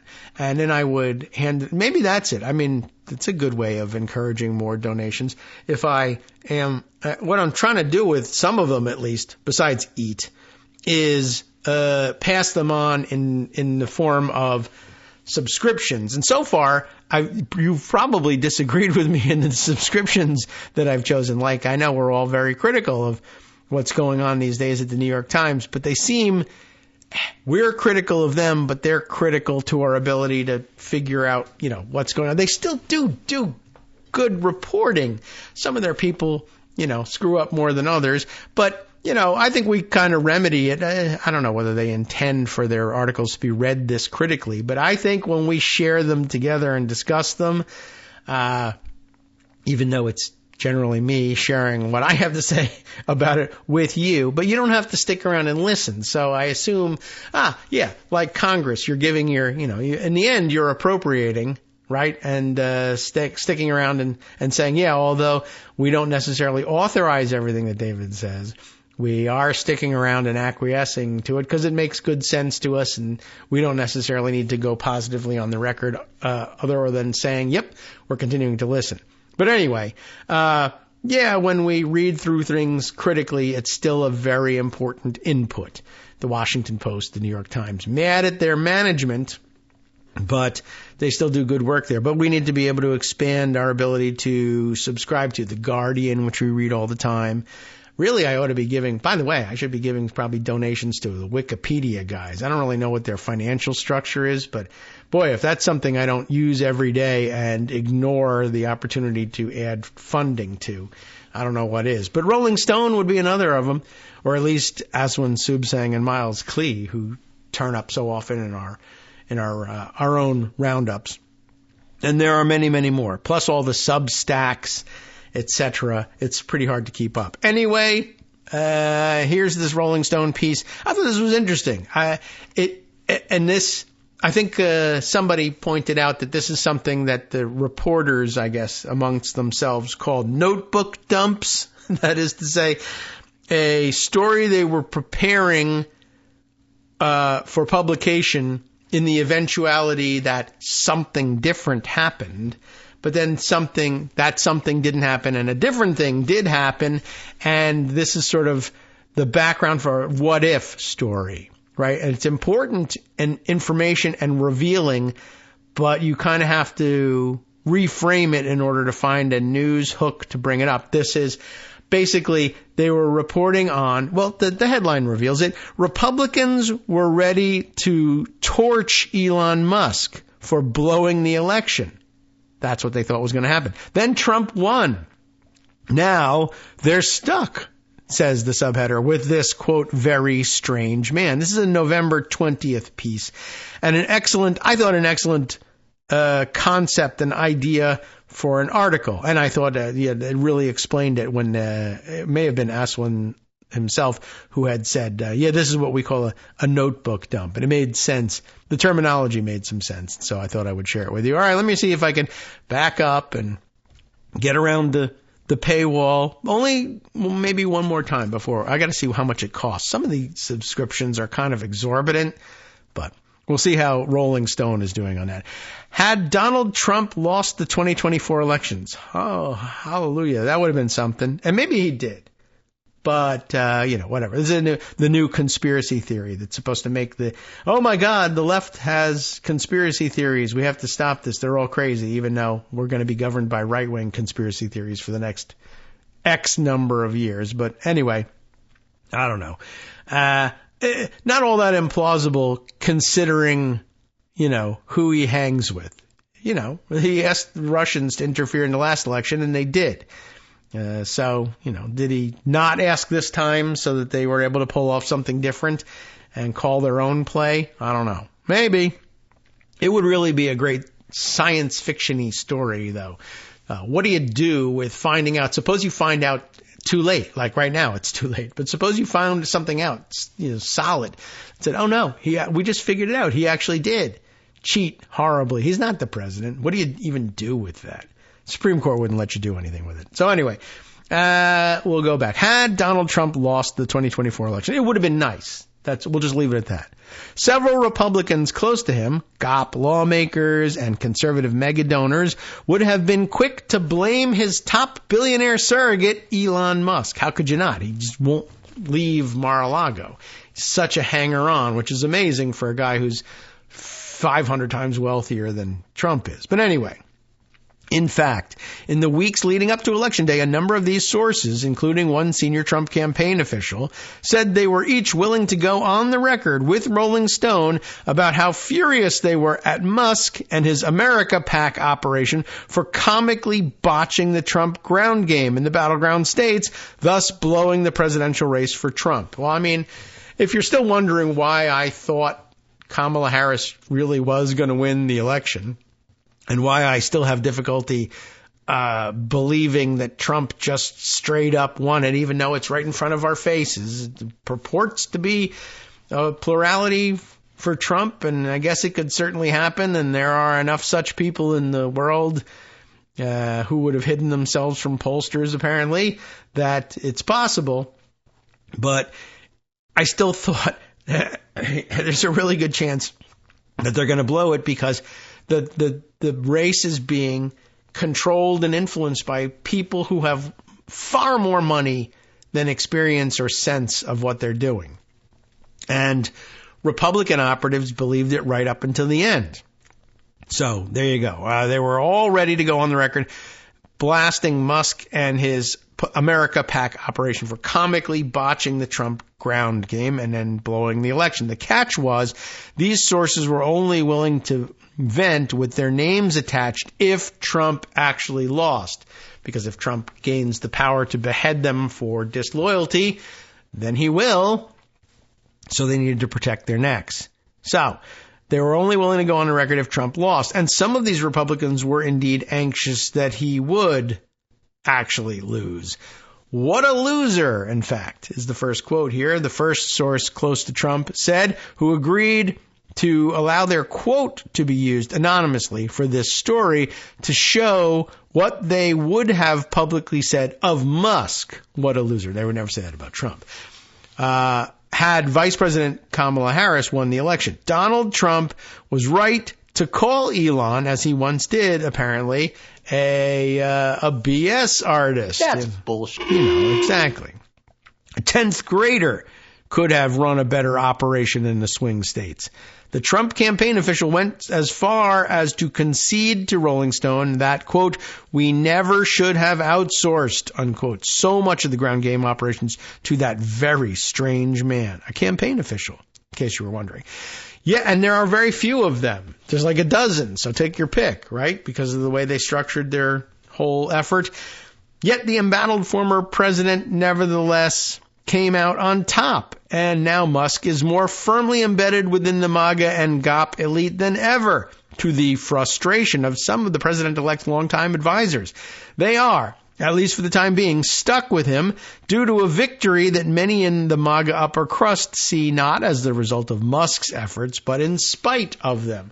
Although you can't argue with winning the race so super narrowly, and at the same time Musk dumping $100 million into it.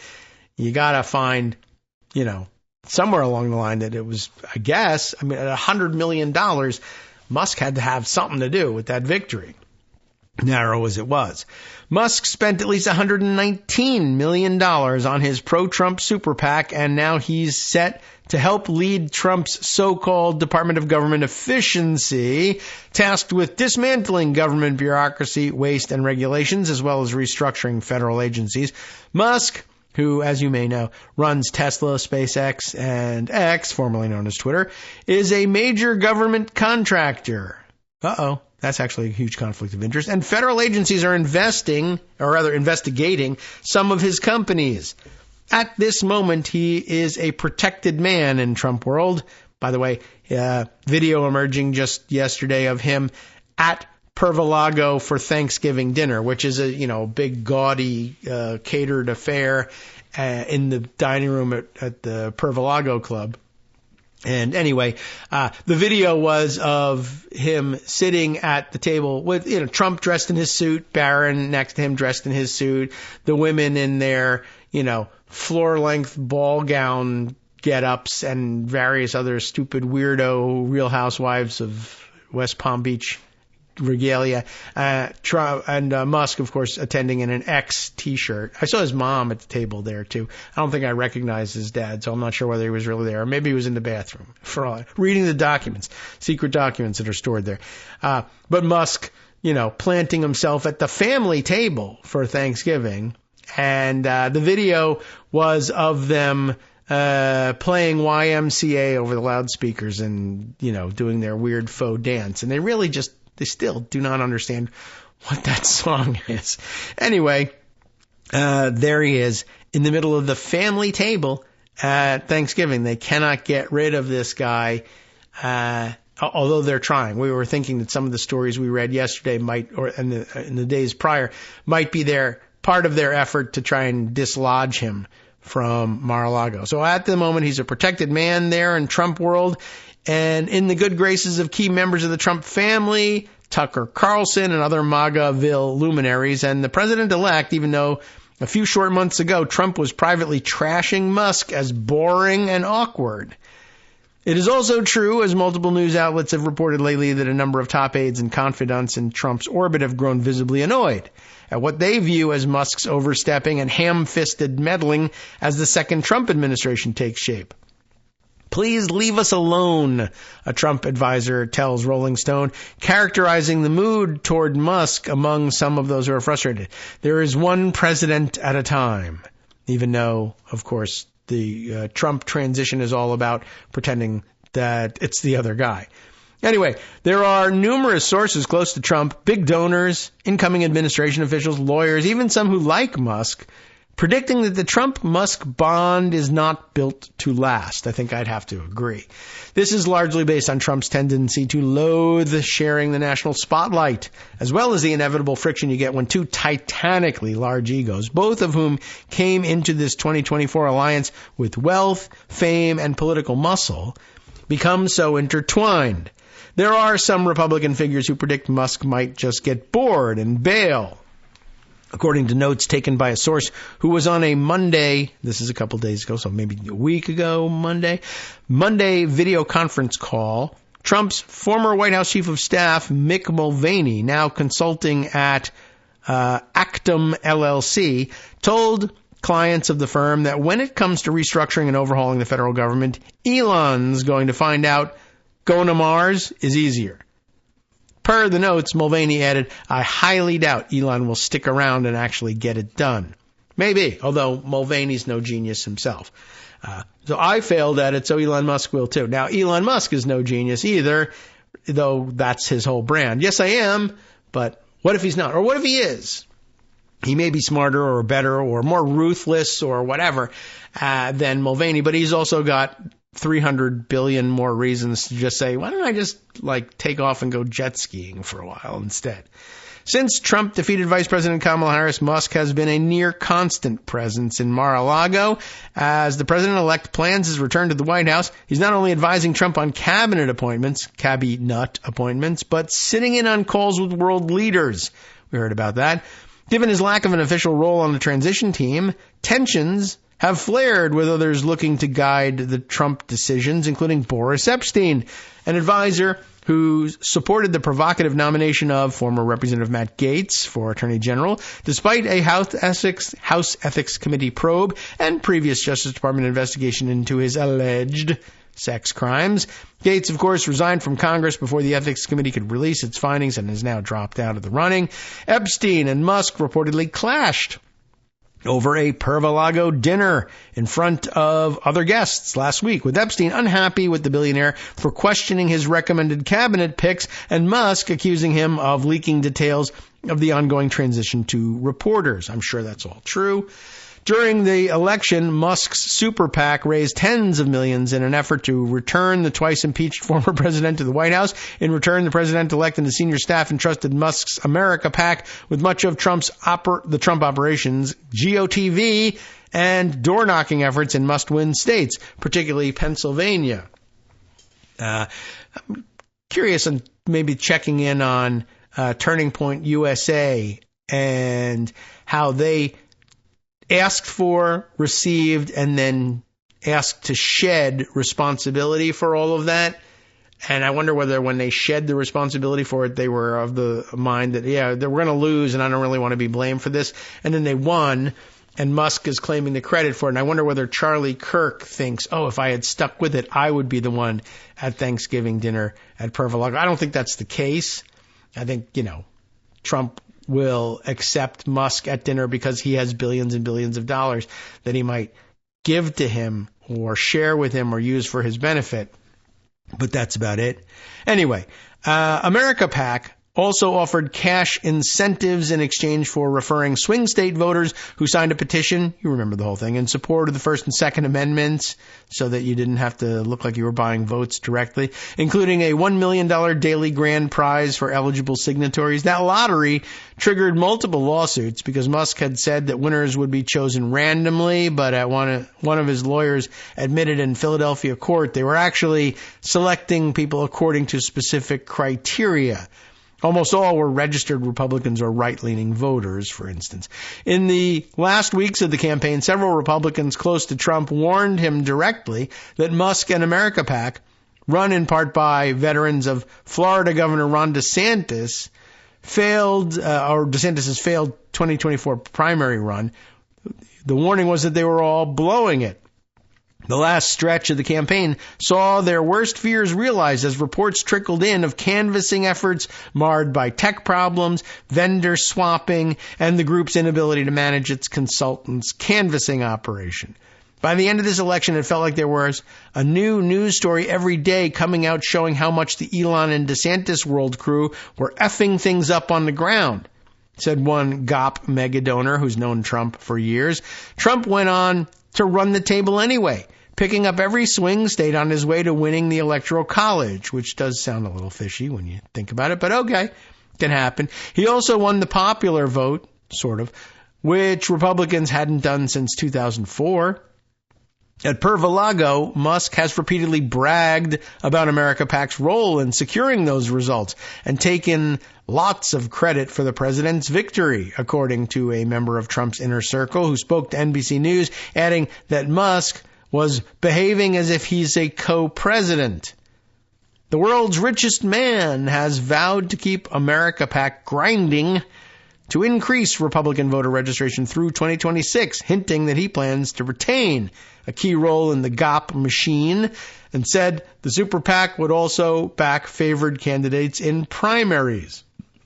So there's at least one instance of him saying that he would, in fact, participate in primaries. Whether or not he gave his assent to the promise from an anonymous Trump source that we talked about extensively the other day to fund primaries against any senator who voted against any of Trump's nominees. That I'm not sure, but maybe we can follow this link it's to Twitter and see what the statement says. All right, we might as well take a quick. And it's just an offhand comment here. Normally, PACs go somewhat dormant after a big election. America PAC is going to do the opposite and keep grinding, increasing Republican registrations in key districts. Right, that's all quoted. And then the second tweet, and of course, play a significant role in primaries. But it doesn't say that they would I'll pay for the primary against anybody who votes against a presidential nomination. It doesn't actually say that. So there's good reason to question that one. Musk's support for Trump in 2024 has always appeared opportunistic. Everything does for him. 2 years ago, he was arguing that the one-term president was, quote, too old to hold the office again and should sail into the sunset, prompting Trump to insult him and, quote, his many subsidized projects, whether it's electric cars that don't drive long enough. Oh, this is Trump. Driverless cars that crash or rocket ships to nowhere, without which subsidies he'd be worthless, which may or may not also be true, but it's a good point. And, I think what happened, of course, that Musk, it is opportunistic. He was saying that Trump was too old to do it, but then he realized, I guess if I prop him up, he's so old he won't be able to do the work. Maybe he'll leave it to me, and I'll be able to do it instead. Yet Musk's rightward drift, propelled in part by an estrangement from his transgender daughter and a disgust with leftist ideology that he describes as, quote, the woke mind virus, eventually brought him into close alignment with Trump. Is it overlapping? Is it a follower-leader situation like Matthew Kaczmarek? Yes or no on either one? We don't know. We'll find out the extent of it at some point. Well, Musk endorsed him in July when he seemed fated to win, just after Trump narrowly survived an assassination attempt in Butler, Pennsylvania. Darn it. The two would appear together at the same venue later in October. By then, Musk was deeply immersed in MAGA talking points and paranoia, arguing that electing Trump was an existential necessity and saying that he would be effed in the event of a Harris presidency. Well, he had gone all in on the other side, maybe. He took lots of time away from his various companies in order to stump for Trump and host town hall events around Pennsylvania. Now, Trump finds himself practically joined at the hip to the world's richest man, from the links at Trump International Golf Club to ringside seats at an Ultimate Fighting Championship event. He continues to praise Musk, even while joking that he, quote, can't get him out of here. Ha ha. Good joke.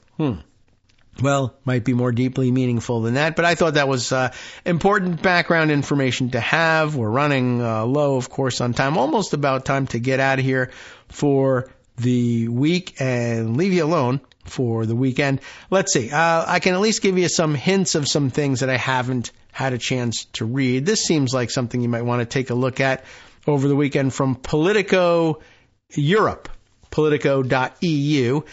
It's something I think Scott shared with us a while back, but I haven't had a chance to read yet.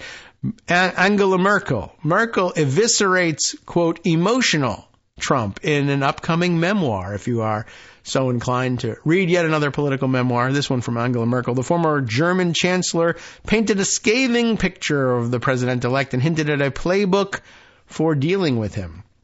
You think she has a good one? I don't know. Joe Stanley Smith wrote up the, review of the upcoming memoir.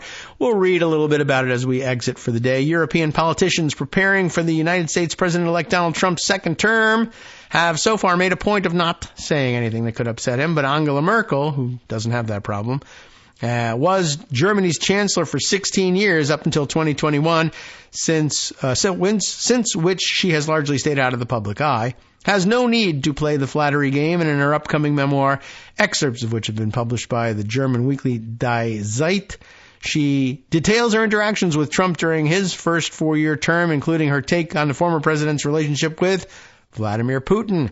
He judged everything from the perspective of the property entrepreneur he had been before politics, No surprise there. Each property could only be allocated once. If he didn't get it, someone else did. That is how he looks at the world in general.